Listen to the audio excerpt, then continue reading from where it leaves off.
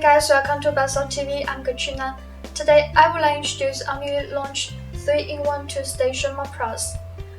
We had developed many mop brushes before and we got a lot of good feedbacks. But occasionally we receive some complaints that print 11-ounce mops for many times will do harm to the heaters. So for these problems, we had developed this 3-in-1 2-station mop brush. The mop brush includes 3 heaters. The printable length of 2 short heaters is 4.1 inch. The large one is 9.4 inch. So they are very suitable for printing slim water bottles, tumblers, glass can, and 11-ounce mops and more. And apart from what I have mentioned, the heat brush is made of high-density rubber material, so they can extend the heater's life.